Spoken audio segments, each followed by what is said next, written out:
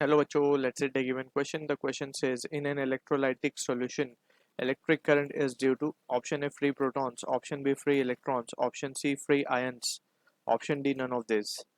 So इस question का जो key concept we need to understand is the concept of electrolytic solution. So before understanding electrolytic solution, हमें पता करना होगा कि what exactly is electrolyte. So electrolyte, it is the substance.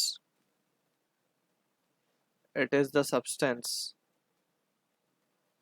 that dissociates या फिर splits बोल सकते हैं हम, dissociates into ions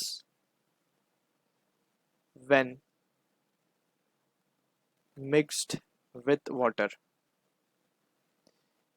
तो इसे हम कहते हैं इलेक्ट्रोलाइट, और जो सॉल्यूशन बनता है फिर उसे हम कहते हैं electrolytic solution. So electrolytic solution में बेसिकली होता क्या है? सो इलेक्ट्रोलाइटिक सॉल्यूशन में we have studied the phenomena of electrolysis. उसमें हमने देखा है कि वी हैव एक कंटेनर है जिसमें लिक्विड फिल्ड है, ठीक है, एंड इसमें दो रॉड्स हैं जिन्हें हम इलेक्ट्रोड कहते हैं, connected to a battery source. ठीक.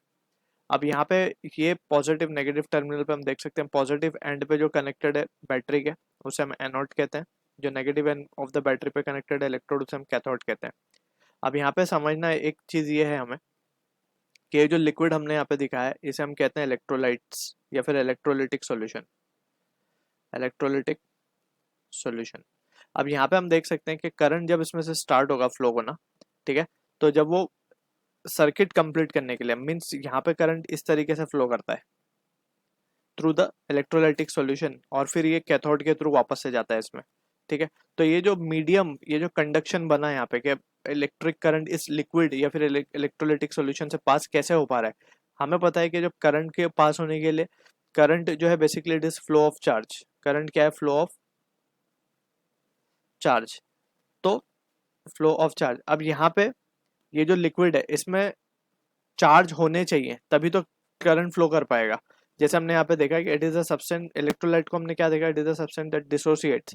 तो यहाँ पे जो लिक्विड हमने शो किया इलेक्ट्रोलाइटिक सॉल्यूशन बेसिकली ये आयंस में फॉर्म हो जाता है, आयंस बन जाता है, इसका डिसोसिएट हो जाता है. जैसे फॉर एग्जांपल हमने इलेक्ट्रोलाइट लिया NaCl, ये कॉमन सॉल्ट का फॉर्मूला है NaCl, ठीक है, जो हमारा नमक होता है कॉमनली.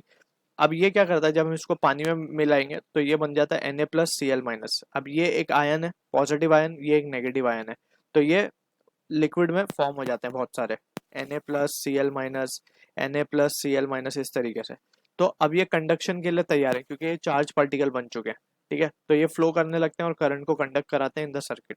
सो अब यहाँ पे हम देख सकते हैं कि करंट किसकी वजह से कंप्लीटली फ्लो हो रहा है सर्किट में. This is due to free ions. So option C will be the correct answer for this. I hope you understood the solution. All the best.